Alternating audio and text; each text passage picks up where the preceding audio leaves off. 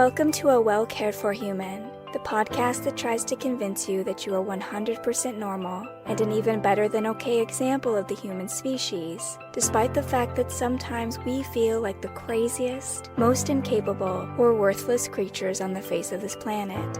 I'm Kory, an author, a creative, and the host of the show. Whatever you're bringing to the table today, I hope this episode proves to be a dose of inspiration for you on your quest to become a well-cared-for human.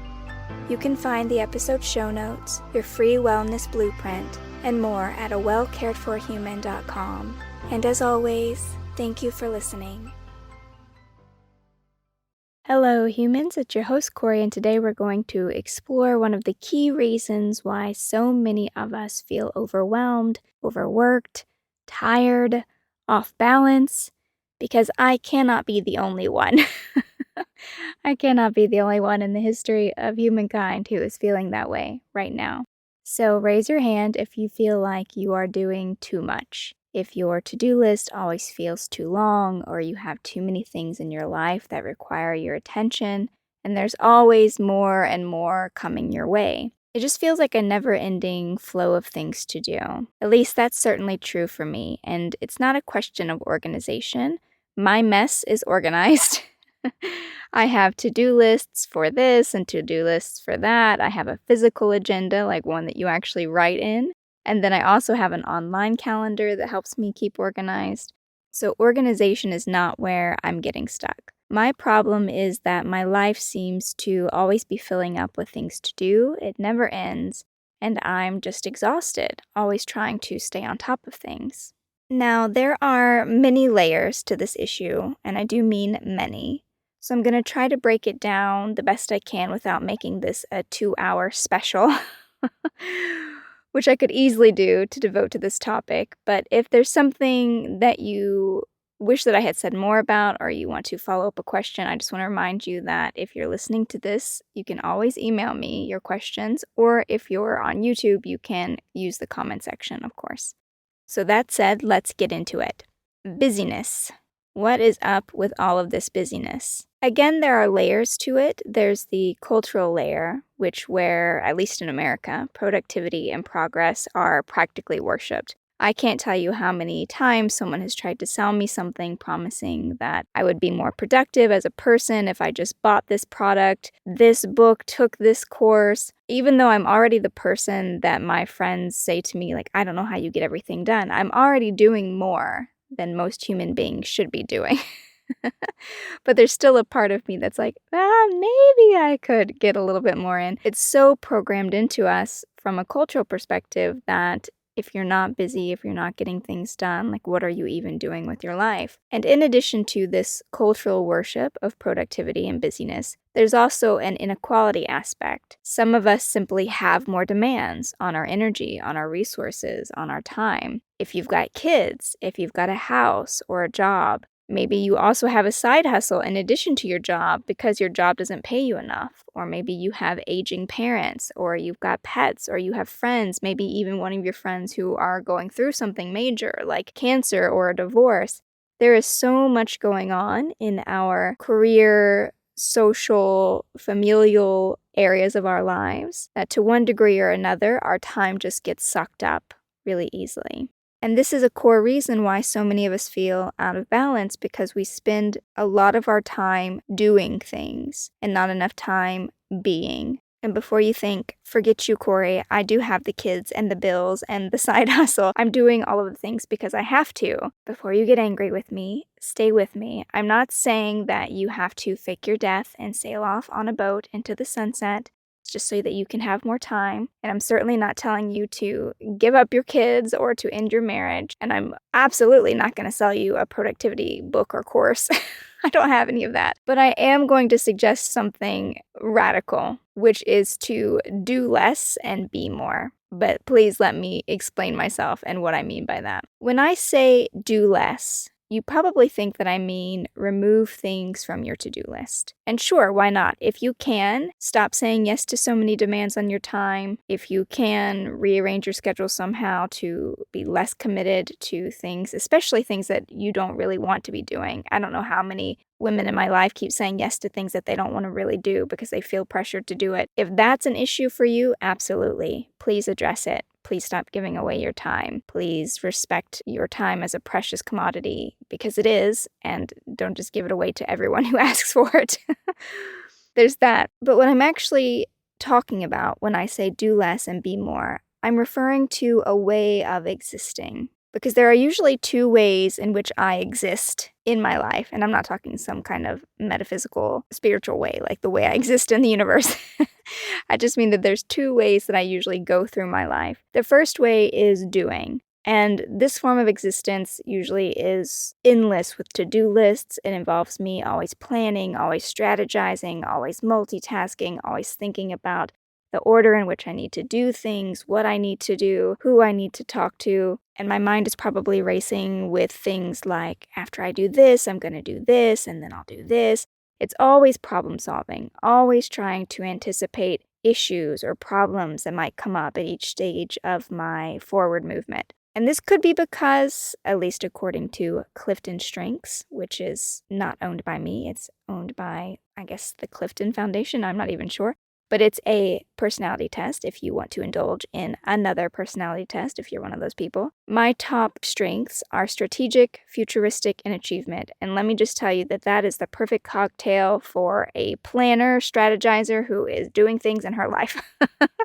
So that could just be my personality. It could just be I am someone who is very focused on the horizon of getting from point A to B. And I can definitely tell you that personality tests aside, because who knows if any of those things even mean anything. I have meditated enough and looked at my thoughts and my mind enough to tell you with 100% certainty that my brain only ever wants to solve problems and develop courses of action, because there have been many, many, many of my meditation sessions that I have spent sitting and watching my thoughts for 30 minutes.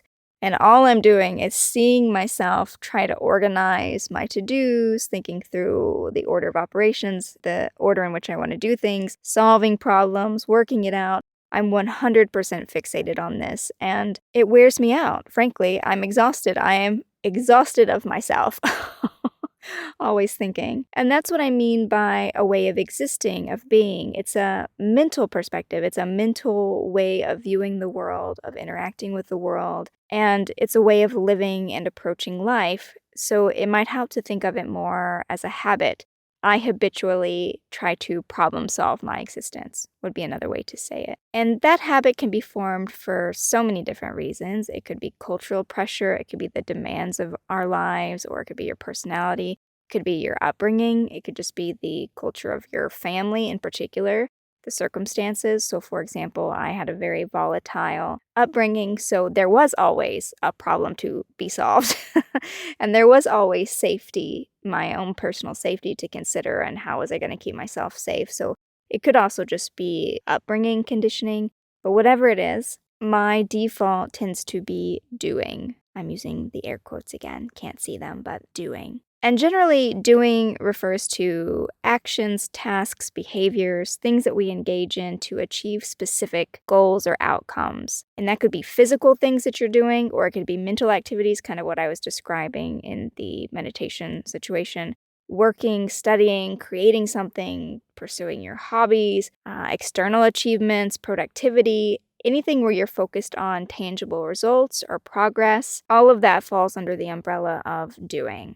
So if doing is a state of mind, if it's habitual, if it's what's overwhelming us and stressing us out and keeping our minds racing, then what's the opposite of that? Like, what can we balance it out with? And the other option for existing, another way to exist, is to simply be. And when I say being, I'm referring to the state of existence where you are essentially just resting in who you are. Independent of your actions, independent of your achievements. It is more of a soft focus on contemplation, on your inner self, on your emotions. It's being connected to your self-awareness, to mindfulness, to your sense of fulfillment, your sense of joy. It does involve an acknowledgement of your present experience. So there's a connection to the outside world. It's not like you're just floating internally like, woo. Wouldn't that be lovely? It's not like that. There is a connection to the outside world and an understanding of your place in the world, but it's not hyper-focused on the end result. I think so many of us are hyper-focused on the result, like where we're going, how we're going to get there, how will we get that done. But again, still, being might be this really unclear, nebulous idea for you. So what does it look like in daily life? In your daily life, being could look like stopping what you're doing, taking a breath, checking in with yourself. Maybe you were washing dishes and you were thinking about all the things that you need to do after you finish washing the dishes. You got to pick up the kids, or you need to do this. You need to get a shower in real quick. Maybe your mind was very focused on the next thing instead of focusing on where you are right now. And so checking in or being present, being would have been like, as you're washing dishes, you kind of stop with the mind racing and you start paying attention to where you are. Like you're at the sink, you can see a cardinal out the window, you can feel the warmth of the water through your rubber gloves, for example, or maybe you wash with bare hands. This image is going to fall apart if I get too fixated on what it looks like. We have rubber gloves at our sink, so we have rubber gloves on if we're ever doing dishes. And so that kind of being present in the moment, whatever that looks like for you, but it's checking into what's happening. It could also look like doing more things that you love. So cuddling your dog or making something. I always feel very present when I'm doing any kind of art, whether that's like doodling or drawing or painting. It can also look like resting or reading a book. It can look like spending time outside or getting fresh air or looking up at the sky, or it can look like taking walks in nature. Anything that has you just in the moment. You're not trying to get anywhere, you're not trying to finish anything, you're not trying to do anything, you're just wherever you are. And if you're in that moment, it's easier for you to connect with a sense of presence, with a sense of gratitude, and with your joy, because your joy lives in the present moment. And I think I've talked about that in a previous episode as well, so please go listen to my episode on joy if that's something you want to hear more about. But I just want to be clear that for those of us who are not able, at least not immediately, to clear our schedule of all cumbersome tasks, that being is the way that you do things more than the task itself. So it's not a critique like, oh, you just need to empty your schedule and you need to build in these huge blocks of time where you're not doing anything, you're just existing. That can seem absolutely impossible for a lot of people, right? That's just not achievable. So what I'm suggesting instead as a midway point to build in these more present moments is to bring the sense of being into the task that you're doing. So for example, let's look at my evening walks. Every night, unless it's pouring rain, of course, I go on a 3-mile walk. It's 1.5 miles to the marsh near my house, and it's 1.5 miles back home. So that's 3 miles in total. So if I was doing this walk, if my mode of existence at that moment was doing my walk, it would be very much focused on the end result. Like, I got to get through this walk. I would be booking it. I would probably be marching as fast as I could. And maybe I would probably have a goal attached, like, oh, I need to keep my heart rate above 140 or something like that. Like, there would be an objective in mind. I would probably have a podcast blaring in my ears, something related to business models or marketing. Basically, work.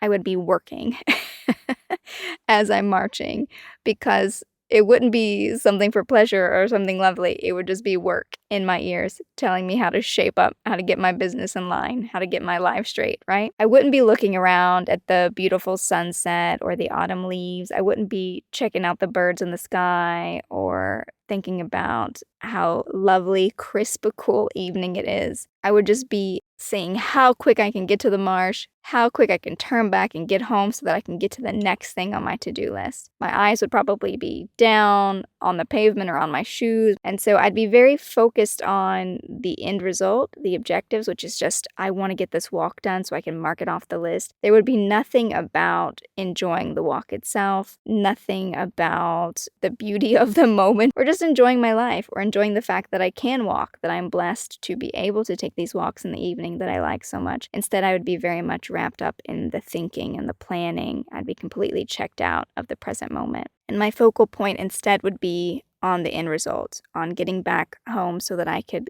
get to my to-do list and I could scratch walk off the list. Like, did I walk today? Scratch. Yes, I did. Now, let's look at the same evening walk, but from a perspective of being. And it probably would look like no earbuds, or if I am listening to something in my ears, it's probably something that I want to listen to, like a book or some really nice music or whatever makes me happy. Or if I'm not listening to anything, it'd be the birds or the nature. I'd just be checking out what's around me. Or maybe I could even be paying attention to my breath, because I definitely do some walking meditations sometimes where I'm checking in with my body, so I could just be listening to my breath while I'm walking. I could be paying attention to the way my body feels when it shifts. I would not be rushing. I would not be in a hurry to get back. I wouldn't just be thinking, oh, I need to get this walk done so that I can get on to the next thing. I've got so many things to do after that. I wouldn't be pressed. I wouldn't be trying to get through what I'm doing. I would just be in the moment with it. I'd be taking my time. When I got to the marsh and I saw the cranes and the swans and the geese, I wouldn't be like, stop looking at the birds, hurry up and get home.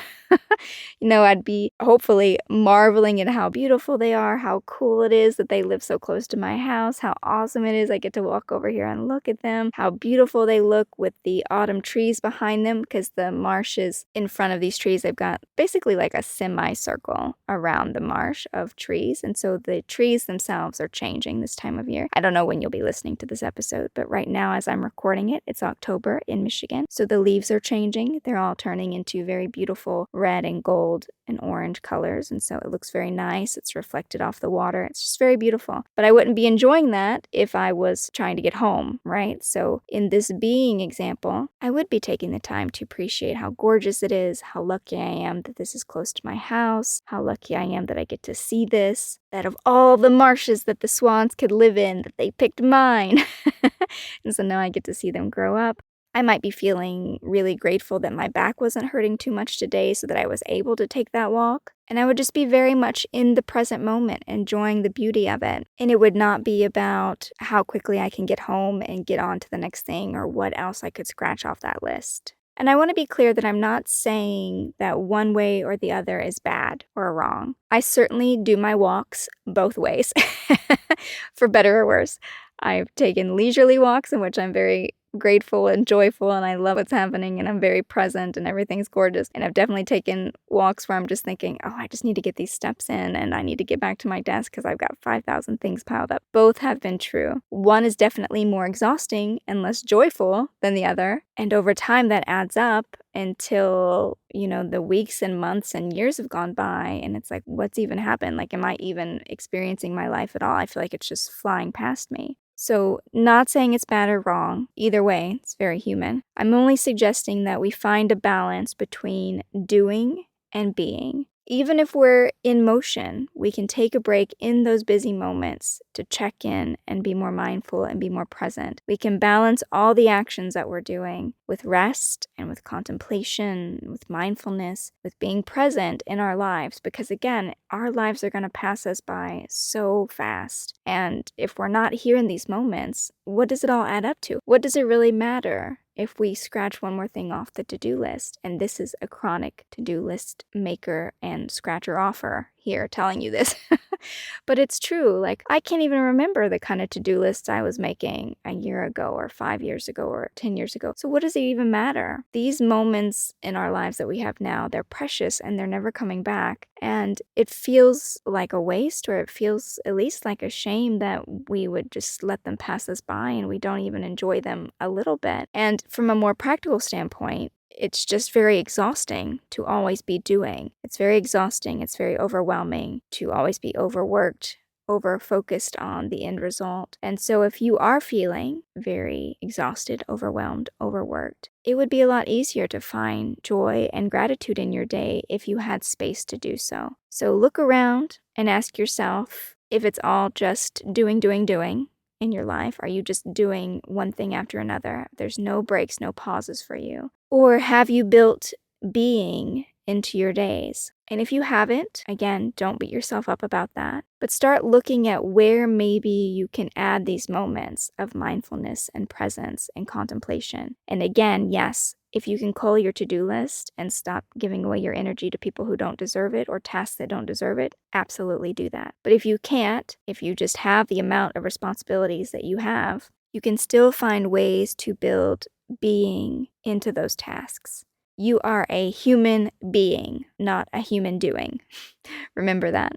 And that's it for today, dear human. As always, I hope you found this episode useful. And if you would like to write into the show today and ask for my thoughts on something that you're dealing with, I would love to hear from you. You can contact me through any of my social media or through email, Kory@koryamshrum.com. Otherwise, I will be back next week with another episode of A Well Cared For Human. And until then, please take good care of you. This episode of A Well Cared For Human was written and produced by me, Kory Marie. The music was by Late Night Feeler and Esther Abrami. If you like what I'm doing here, please consider visiting my Patreon. For as little as $1 a month, you get early ad-free access to the episodes, as well as a monthly patrons-only Q&A, bonus videos, and more. Not to mention that your Patreon support lets me know that you find value in the show and want it to continue. You can find me on Patreon by visiting www.patreon.com/Kory Marie. If you can't support the show financially, that is okay. You can still subscribe to the show, leave a review of the show, and recommend the show to your friends, not just the neurotic ones. All of this helps so much. And as always, thank you for listening.